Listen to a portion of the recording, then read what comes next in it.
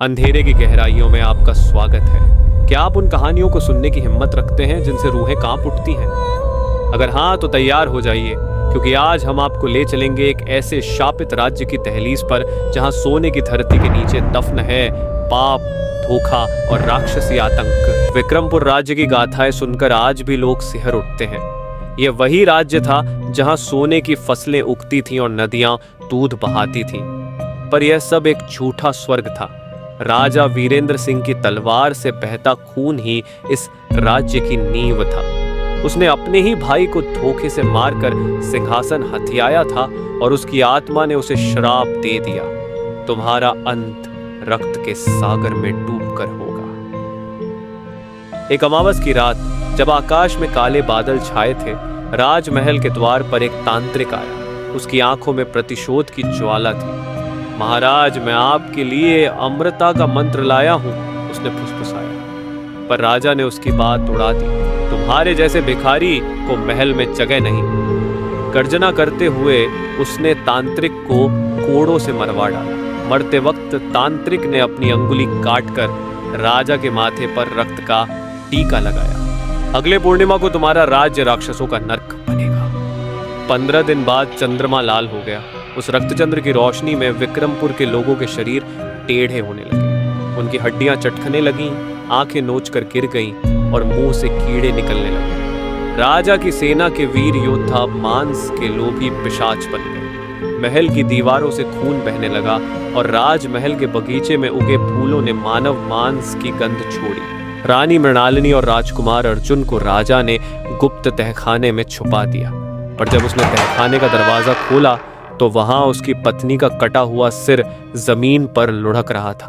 राजकुमार का शरीर आधा खाया हुआ था। उसकी आंखों में डर नहीं बल्कि पिशाच की भूख थी। पिता, भूख लगी है, अर्जुन ने अपने टूटे जबड़े से कहा और राजा पर झपटा।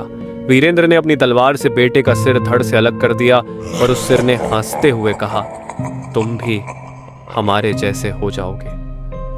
राजा महल से भागा। बाजार की गलियों में उसके अपने ही लोग अब विकृत राक्षस बनकर एक दूसरे का मांस नोच रहे थे। एक बूढ़ी औरत जिसका पेट फटा हुआ था, उसने राजा का हाथ पकड़कर कहा, तुम्हारे पापों ने हमें यह दिन दिखाया। और उसके मुंह से निकले सांपों ने राजा की आंखें डस ली। अंधा हो चुका राजा जंगल में भटकता रहा। वहां उसे तांत्रिक की आवाज सुनाई दी, तुम्हारा राज्य तो नष्ट हो गया, पर तुम्हारी सजा अभी बाकी है। अचानक राजा के शरीर में ज्वाला फूट पड़ी। उसकी खाल उतर गई और उसकी हड्डियां सदियों तक जलती रही, एक अमर अग्नि में जो नरक का प्रवेश द्वार बन गई। आज भी विक्रमपुर के खंडहरों में लाल चंद्रमा की रोशनी में छायाएं रोती हैं।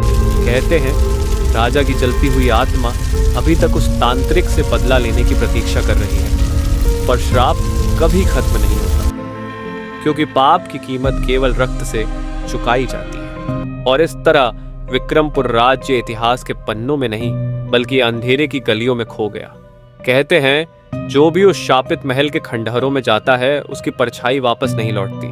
क्या यह सिर्फ एक कहानी है या फिर कहीं ना कहीं किसी खंडहर में अब भी राजा वीरेंद्र की जलती हुई आत्मा बदले की आग में सुलग रही है? आप क्या सोचते हैं? क्या पाप की कीमत हमेशा रक्त से चुकानी पड़ती है? अपनी राय हमें कमेंट में जरूर बताइए।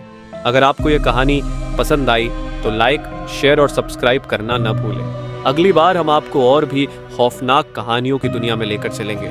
लेकिन तब तक अंधेरे से दूर रहिए, क्योंकि कुछ श्राप कभी खत्म नहीं होते।